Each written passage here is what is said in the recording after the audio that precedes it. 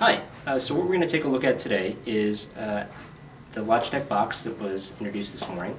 And we've got it set up here in our home setup. So we've got a receiver, we've got a Blu-ray player, we have a set-top box, in this case it's a TiVo, and our speakers and our TV connected. So I'm actually going to use our smartphone app. We've got an Android version and an iPhone version, but I'm going to show off the iPhone version to control our stack today.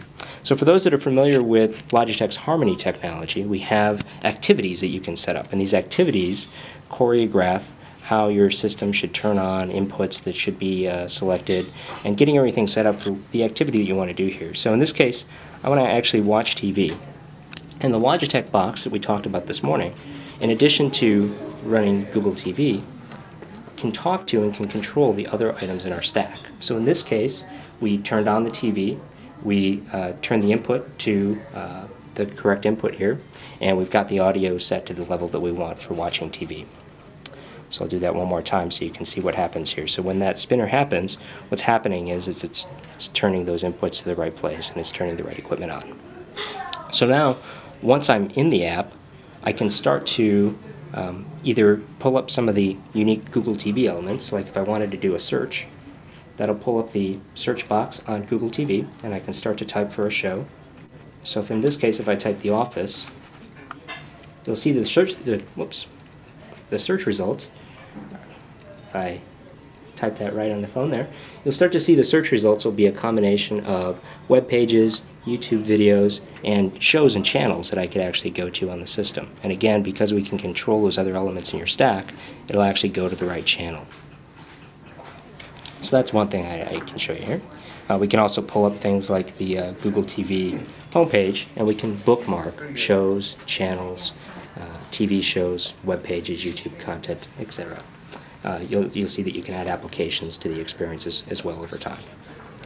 So again, I want to go back to being able to control the other items in my stack here. So in this case, remember our set-top box was a TiVo, so I could pull up info on a show, I could pull up guide information, and I can use gestures to quickly flick through some of the shows that are on the list here. I could also even look at maybe a show that's been already recorded. So if I pull up my menu here, I think I've got maybe a Simpsons episode that I could bring up. So I'll go back, and let's just play that. So it's starting to play. So now I'm going to show you some kind of interesting things we're able to do in a smartphone now, where there's some pretty common commands that I want to have access to. So no matter where I'm at in this app, if I set the remote down or my phone down, I might shake it, and that gives me quick access to things like volume. So if I move this, if I swipe down here, you'll actually see the receiver go up or down volume-wise. I could very quickly pause the show, which I just did, play it, or I could do skip through very quickly with some gestures. I better play that, okay? So those are some of the things I can do in TV mode.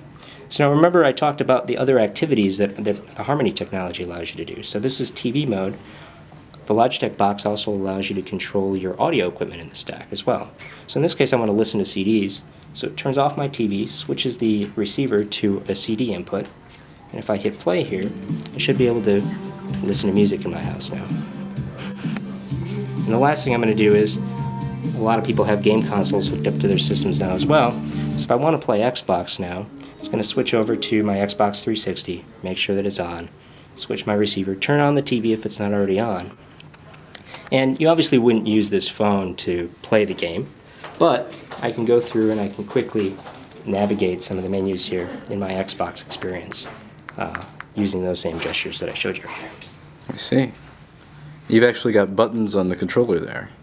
Again, you probably use this to just navigate through some of the systems. You wouldn't use this as the actual game controller. So let's see, what's a popular show today? Glee? You should be able to do that. And you can see how we have options now that are YouTube videos, we have a website, and then we'll have different channels that'll show up here as well. So it'll tell you can go to Fox, so I can either go to that channel right away, or I could record the show. Yeah. Alright, so that's one. I think the other thing was the menu. So this is the main menu, and you see how it overlays over the video, and that's, you plug HDMI in, you have the HDMI out, and we can overlay the menus here while the TV's still going.